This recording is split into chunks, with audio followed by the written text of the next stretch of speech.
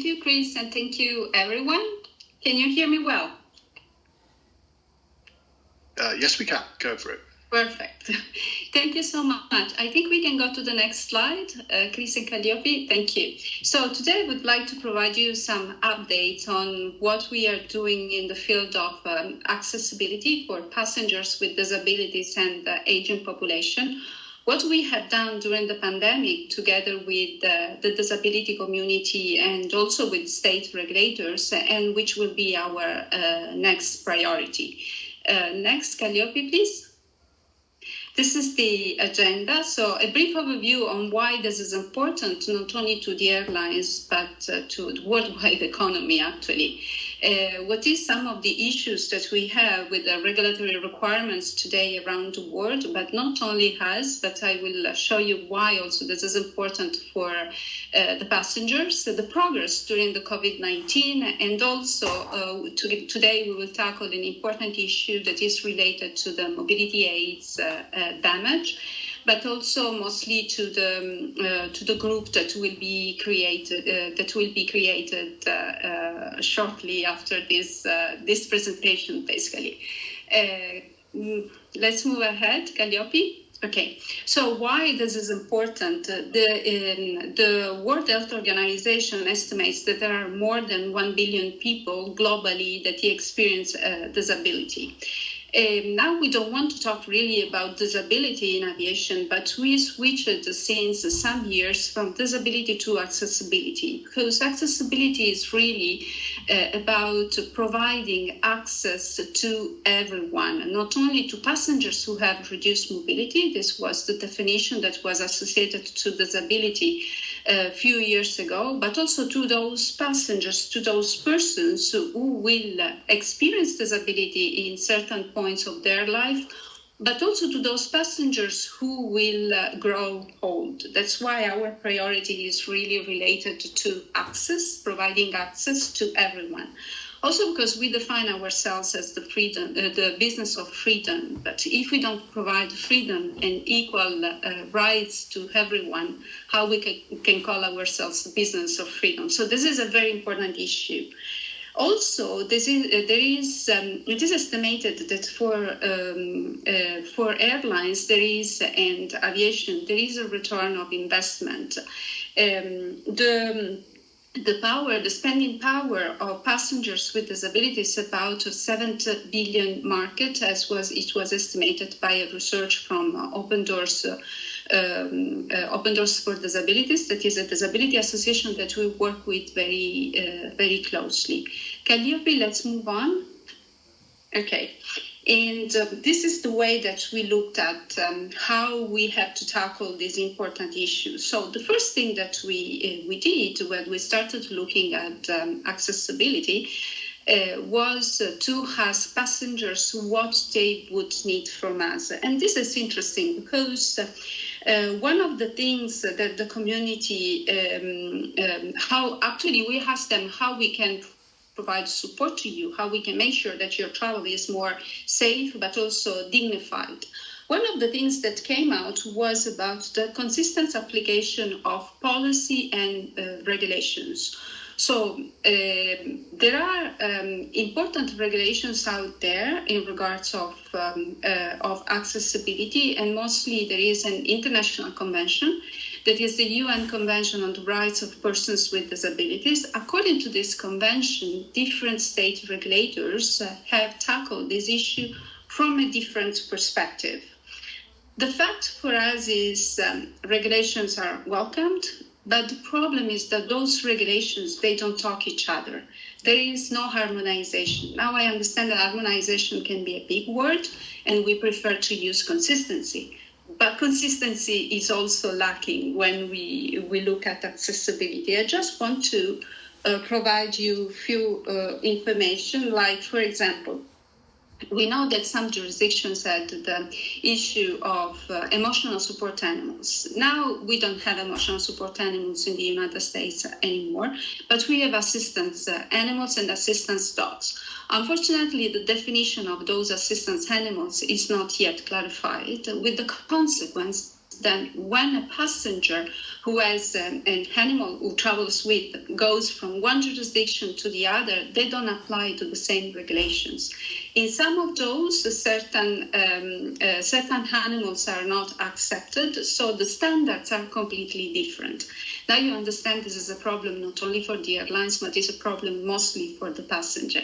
And this is what we are asking to the state regulators, escalating to various degrees up to going to the International Civil Aviation Organization, that is our major regulatory body for the aviation industry. Let's move on, Calliope. Thank you. During you have seen from previous presentation that actually the COVID-19 has created serious issues in various parts of the aviation industry, of course. But we, together with the community, we looked at this as an opportunity. It's a challenge, of course, but we partner, in this case, we partner with different disability organizations.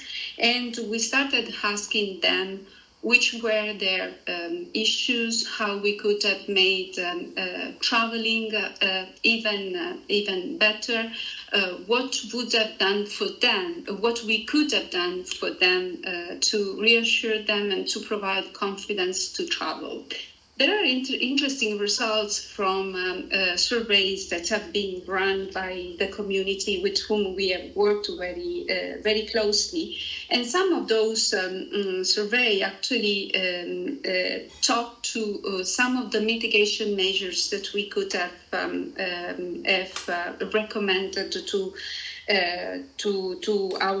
our members. So, for example, one of the major issues was the application of the face covering regulations for passengers who are not able to breathe freely on board of the aircraft. During those surveys that were run by the disability community, this came out very, very strong. And one of the issues that we had faced was very much specific to the inconsistent application of the face mask requirements. So what they asked us to do and what we did was to create policy guidance for our members, in the sense that now there is a specific procedure and also specific methodologies of communicating between airline members when there is a passenger who has a disability that doesn't allow this passenger to wear the mask. This was done based on risk assessment as well, and how we could accommodate this passenger on board of the aircraft in a way that he was feeling or she was feeling safe, but also other passengers were feeling at ease of traveling with them. Another thing that we did, still in coordination with the community, but also with the state regulators, we issued best practices for the members, but with the plain language that those best practices can be used as well for passengers. Best practices on how they could navigate the airport and the reason why they have also to feel secure on board of the aircraft. We, for example, in particular, when we asked our passengers which were their issues, they were saying that it was not only challenging using the mask for some of them, but also they were not clear on the application of the safety regulations when they were associated to the passenger. And I think this is very much important, and I personally consider a very important step forward when we developed this kind of guidance. We can move forward. Calliope, please. Another way of bringing accessibility forward during the COVID-19 was to continue the dialogue with within the industry by involving still the community. So this year, in 2019, we had started this gathering, that is global gathering, that is the Accessibility Symposium.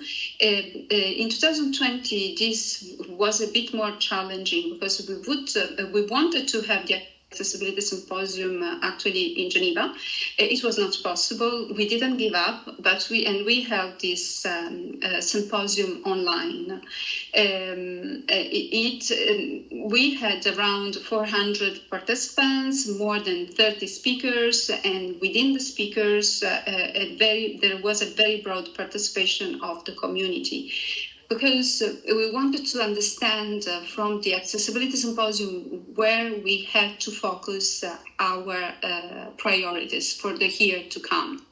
Now, let me say that the accessibility in IATA is the result of a multi-layered strategy. So this strategy goes from policy, the processes that we develop for the passengers, the communication, and also the outreach, the way that we get together with them and we listen from them to understand what they need and then to move to the next step. Thanks to the Accessibility Symposium, what came out from different dialogue from different participants, we set up our priorities. And one of the priorities, the one that I'm going to mention later on, that is very specific on mobility aid. But before the symposium in February 2020, just before we were locked down for the COVID, we had held we hold actually a IATA hackathon, very specific on mobility aids.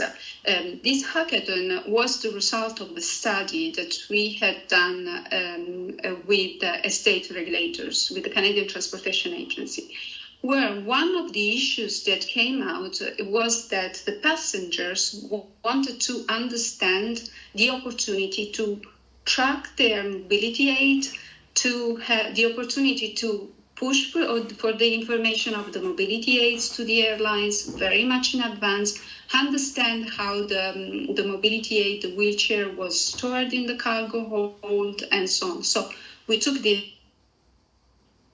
word. We went to Seattle. We partnered with Microsoft, also because at the time technology, we wanted to understand also the technology that Microsoft was using, and we came out with some of many developers who were there. They were supported by the disabled passengers on wheelchairs. Some of them were also developers, and we came out with very interesting ideas. Some of them got the prize as well. And those ideas we are going to develop with the group that we are working on this year. Can you please move forward? I was mentioning of what we had tackled during the hackathon in Seattle. Mobility aids. Mobility aids is a topic like wheelchairs, manual wheelchairs or battery-powered wheelchairs is a topic that is coming very often. And the reason why this topic is tackled and discussed within the industry is because some of those aids, some of those devices can get broken, can get to damages. And this is, of course, is not good for the airlines, but mostly it's not good for the passengers because for some of the passengers, the mobility aids are very much tailored on their own needs. So it's clear that if those is broken, is in pieces, these mobility aids basically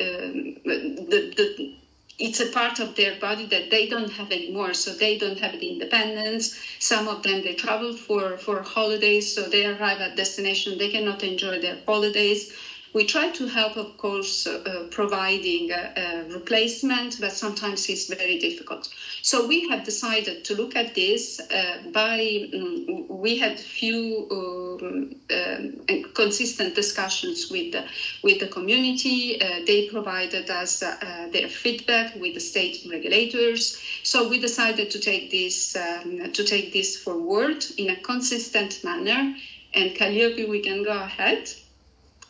And we decided to create a Mobility Aids Action Group. This Mobility Aids Action Group will bring together different parts of not only the disability community, that is very important, of course, they have to be there because we need to learn from them, but also a broad range of aviation stakeholders. Airlines are just a link of the chain. So we need to bring the mobility aids manufacturers, we need to bring as well the aircraft manufacturers, because the mobility aids are loaded in the cargo hold. We need to bring together the handlers, because we need to train the handlers, we want to understand how we can train them. But the disability community in this case will be very important, because we need a mobility aid is very tailored, and we need to have the information of that even before, probably better at the booking time, so when they do the reservation of their travel, but much before they reach out the airport. One of the things that we will do, we rethink to the wheelchair journey. This is based on the lessons learned from the hackathon, but also taking in consideration that the mobility aid, the wheelchair, will travel together with the passengers. So we need to check how and in which points in the travel chain need to be tackled to make sure that, first of all, it's going to go missed, and second, it arrives in the way it was given to us, so not damaged. We will support the passengers with information along the travel chain. This means that efforts will be done to provide information to the passengers so they travel with peace of heart and mind that the mobility aid is on board, but also we will educate the customers on what are the difficulties as well that we will be having. For example, sometimes the doors of the aircraft are too small to accommodate huge mobility aids. This is something that we need to work together. And also, finally, and very importantly, we want to provide outlines for the training for the handlers.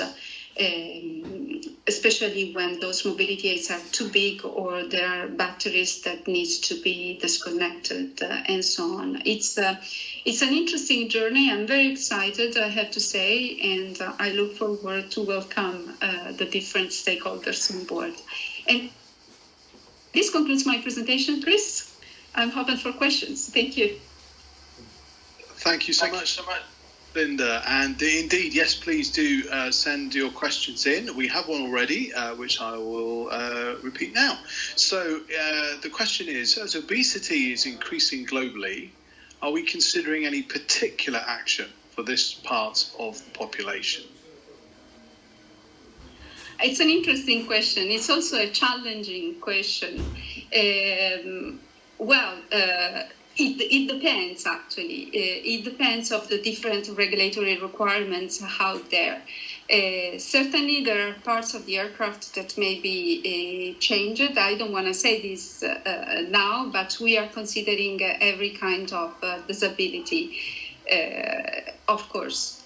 We will also look at the hidden disability, the less visible disabilities. That is a very important topic. And for the moment is not obscure, but needs to be investigated and researched as well. Perhaps if we just expand on that, you could maybe just explain perhaps that there is a difference between a passenger with disabilities and a passenger with reduced mobility, and there is a clear distinction, I understand. Is that correct? The reduced mobility, it's a part of disability. Disability is a broad spectrum because until now we have considered disability as reduced mobility, so passengers in a wheelchair. But as more as we advance in the research within disability, there are also those less visible, like various syndromes, for example. Now, this is something that we want to discuss very closely as well with the state regulators, because you remember I was talking about the differentiation of the application of regulations, but also of the design of regulations. So regulators are not clear themselves of what an invisible disability is. And I think this is because it's something that has been looked at very recently. We have also to look at how we apply the processes for passengers who have an invisible disability. There are already some tools out there. At the same time, not all passengers want to be recognized as having an invisible disability, but there are some cases, for example, of dementia, where we need to know if there is a passenger who has dementia, because in that case it's a safety issue. So there have been various cases out there, and I think this is very important. It is very important that there is consistency out there. Okay, thank you. So we're still waiting to see if anyone else has any questions. Let me ask you this with relation to the mobility aids issue, which you rightly highlighted is one of the most crucial things that the industry is looking to tackle. Do we have any idea how widespread the problem is? How serious is the mishandling of mobility aids, and how might we be looking to improve that process? Yeah, we have numbers for example, we know that the United States is one of the unique jurisdictions where we have to report the numbers of mobility aids that have been damaged. And it's about 25 mobility aids per day. However, it's not really, we are not looking at this issue from a numbers perspective, because if you think that mobility aid is the part of the body of the person, even one is way too much. So this is the way that we are looking at this issue. So how we can make sure that our processes, the policies, the collaboration with the disabled passengers is so that they feel confident to travel, and then we can provide the right service to them. It's about really enhancing the confidence, but also the communication, because you remember, Chris, I was mentioning as well that we need the information very much in advance, the travel chain, because this will help us to get prepared to board their mobility aids in a safe way, but also to secure the mobility aid in the cargo hold. Thank you. Yes, I think that point you're making there about, it's not a numbers thing is absolutely crucial, isn't it? It's one is too many, as you said. Well, I think we're probably reaching the end of the day, and so I think we'll probably leave it there. But thank you so much for your insight today. There is a press release that will be issued shortly, which will talk more about the action group that you referred to, Linda, and I think it's very important that, for example, I believe it's the Open Doors organisation are endorsing that group, and will be giving their insight, which will be invaluable. Is that correct? It is correct, and Open Doors for Disabilities, together with many other associations, I have to say, have been very close to us, because they are looking at this issue since many, many years. I recently spoke to Eric Lipp, and Eric mentioned he was very happy, actually, not only to participate to the works, of course, and to support us, because this is something that is absolutely important for the community, to make sure that they have this, their devices not broken, basically, not damaged. Yes. Yeah. Okay. Well, thank you very much, Linda.